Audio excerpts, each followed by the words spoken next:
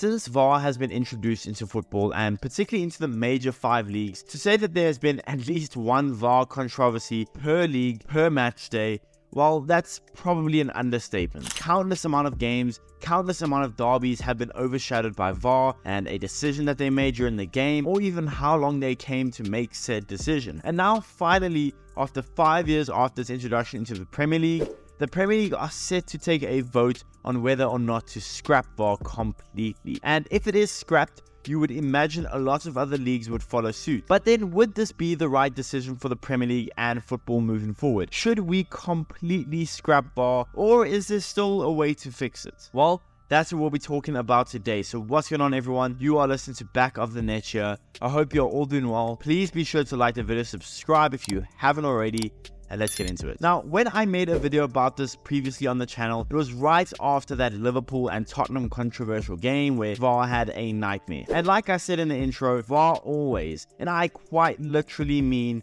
always, seems to have at least one game a weekend where they totally screw up a decision, whether that be justifying a decision made from the ref that is just totally wrong, whether that is not calling something that the ref didn't call because you don't want to make the ref look wrong, or whether that is allowing a goal to be scored and count even when you determine it to be offside. And on top of VAR getting loads of stuff wrong on what feels like, or basically what is, a game-to-game basis, the introduction of VAR has screwed over the people that fund football. That's us, the fans. Whether you are at home or in the stadium, you can't celebrate a goal to its fullest anymore out of fear that VAR is calling it back or disallowing it somehow for the most dodgy or weak reason known to mankind. In the stadium, when a VAR check is happening, you can't see what they are checking. On the board, they put up the fact that they are checking, let's say it's a handball, but you don't get to see any replays in the stadium. And us fans are often left guessing why they ruled it out or what exactly they ruled it out for. Now, every argument for VAR to stay in football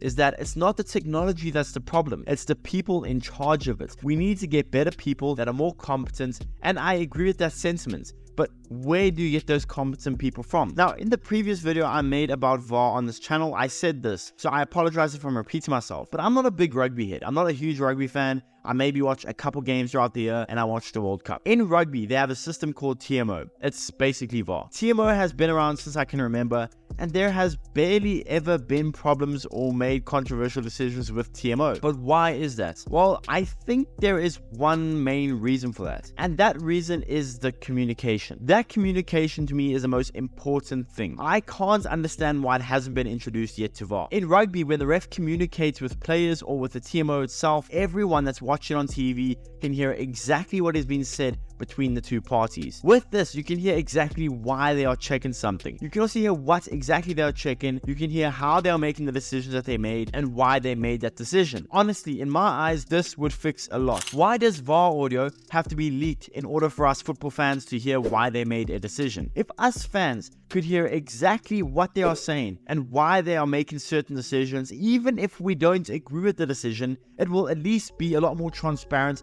less murky, and we can at least kind of see the referee's point of view when they make a decision. But right now, all we see is when we're watching, we might see a perfectly legal tackle, then the ref goes to look at the VAR screen, and then it's a penalty. We don't know why it's a penalty if he's won the ball first. Yet, if we would at least listen to the referee, and he gave us whatever reason he gave us while being mic'd up, well then at least we could kind of understand where he's coming from, and we could be less angry at VAR, I suppose. Another thing is, why does the replay get shown on a little VAR screen in the stadium? Everyone in the stadium wants to see the replay just as much as the referee. Why don't they play it on the big screen? Let everyone, including the fans, the coaching staff, the referee, all of them watch on one screen, one huge screen in the stadium, and then a decision can be made there while being mic'd up, just like TMO do. It will make everything far more transparent, less dodgy and less murky, and you can at least understand decisions that are being made. So, should we keep VAR?